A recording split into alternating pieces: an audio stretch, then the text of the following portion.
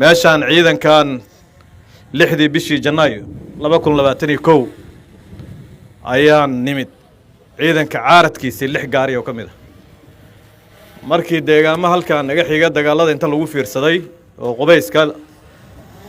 muddo dagaal waday sanad iyo xogaaya ay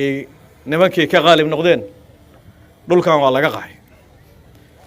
baabuurtii horeysay iyo ciidankii horeysay oo magaaladan oo dadna joogin halkaan aan isla nimid Janaayo ilaa iyo hadda oo 2 sano ku dhow waa la joogaa ciidanku dhul 200 kiiloomitir ay joogaan laga bilaabo Qarro meel la yiraahdo ilaa iyo Qaydaro ayay fadhiyaan waa ilaa mudug cirifkiisa way galgaduud bay ka tirsantaa Qaydaradu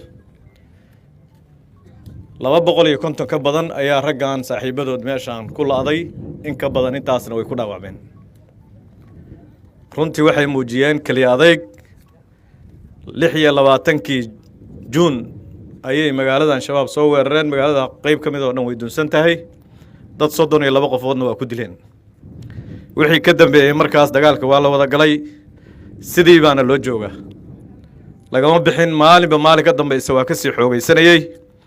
mar kamid ah waxa loo jirsaday 40 kiiloomitir ba waxa loo jirsaday Xardheere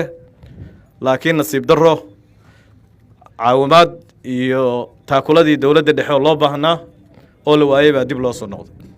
maanta waxaan u maleynayaa madaxweynihii la filayay waana markii koowaad oo madaxweyne uu soo cagdhigaan u maleynayaa wasil degmadan oo hadda mar dhow halgankeedii madaxweyne Axmed Cabdi Kaari oo ku siiyay degmanimo ayada iyo maaragtay degmooyin kale oo baxdadii hadda aan ka nimid ay kamid tahay ciidankan madaxweyne wuxuu awoodi karaa marka uu tilmaamahaada iyo amarkaadaba helo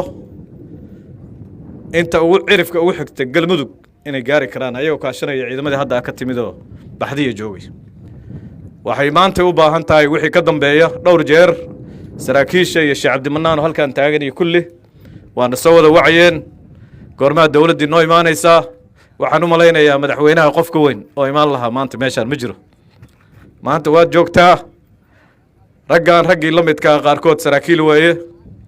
darajooyin badan bay leeyihiin laakiin ayaga darajadu waa ku yarta waana jecel yihiin darajada